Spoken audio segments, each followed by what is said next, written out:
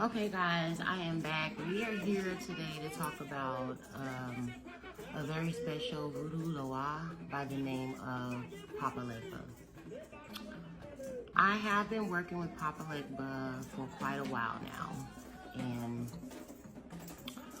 Papa Legba is the door opener. So Papa Legba opens new doors in your life for not only in spirituality and in voodoo, but in the real physical world. He opens the doors to opportunities in your life.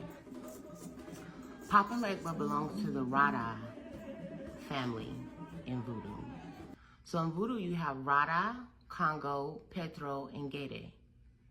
And they're all have different attributes, and different loa belong to different families. Rada is the group for air. So it represents air.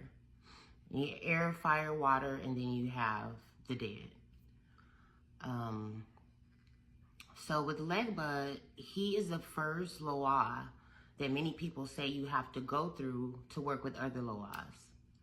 Now, I'm aware that everybody practices voodoo different. It depends on where you live, where you're from, and what you were taught. Some people don't work with Legba, some people do. Some people just work with the loas that call them into their lives. Some people don't use that system.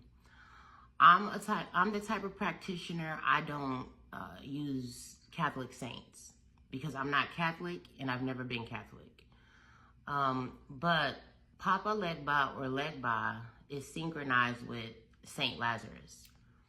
Some people say Saint Anthony, I say Saint Lazarus. And that's kind of why I don't get into that. I don't use any saints on my altar or anything like that. I just work with Legba. Legba, he does more than open the doors for you though. Legba is very wise. Some people look at Papa Legba as a father figure, and I can definitely see why. He's one of the kindest, most sweet loa and most patient and tolerant loas that you can work with. Of course, I work with several loa, and I know this to be a fact. If you skip feeding Papa Legba on his day, he's not going to ambush you and have attacks and have things happen to you like some loa will. Some loa, if you skip serving them on their day or you don't do it right, there could be a big problem. You might get hurt, you might get sick, you might have bad dreams, you might get cut, anything, because it's happened to me. I've made mistakes and I've had to learn like the hard way in this religion.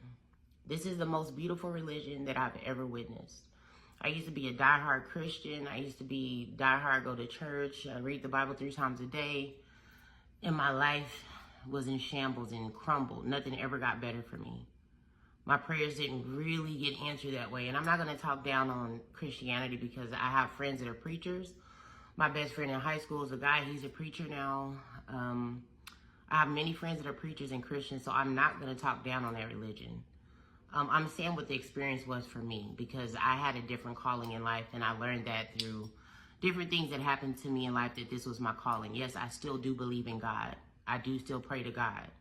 Most people that practice voodoo still go to church. They still pray to God and do all the normal things you think that everybody else do. So don't think that we don't believe in God, because I definitely do. I'm not stupid. But what I will say is Papa Legba is very good with protection work. He's good with thwarting your enemy's plans. So he will throw off your enemy's plans. Whatever they want to plan for you, he's going to throw it off and mess it up. I've had so much stuff happen with Legba. So many things. He's good for blocking your enemies, ruining their plans to hurt you, ruining their plans to fuck with you in any kind of way. I'm going to give you a story. So I work as a barber, and all my clients know that I'm a spiritualist. They know I'm a medium. I've done readings in my chair many times, just in my chair. If I see something about a client, I'll tell them if they're open to it. I'll tell them what I see, if it's their grandmother, their grandfather, their old pet that they used to have, somebody that passed away. It could be somebody that's still living. I'll get the message. If they're open, I'll tell them. Everybody knows this. They basically put a psychic sign on my booth at work. My friends did. It's so funny. So everybody already knows this about me, and the clientele that I have at my job is really high end overall.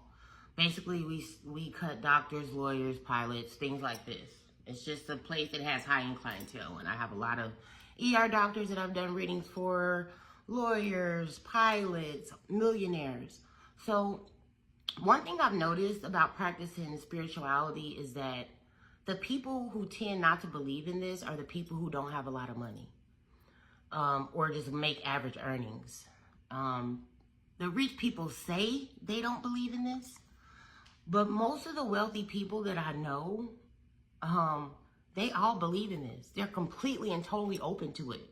And these people have mansions in different states and houses here in Dallas, and they go to London, they take their family to Italy, and then they go to all around the world. That's how their vacations are. Their family vacations are basically getting on a plane and going all different countries. They all believe in this kind of stuff. A lot of people do. Not all of them. I can't speak for everybody.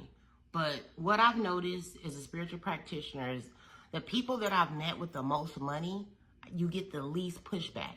I've had rich men tell me they have their own readers, their own spiritualists on deck, on payroll, that they pay to do things and to help them in their life, all kinds of stuff. Things have just been revealed to me. Papa Legba has revealed a lot of things to me in spirituality. He has taught me how to do so many magical things. One thing that's true about practicing voodoo is that you learn by the spirit. The spirit teaches you. I've learned how to do some dope spiritual work just from my spirit, from my low eyes.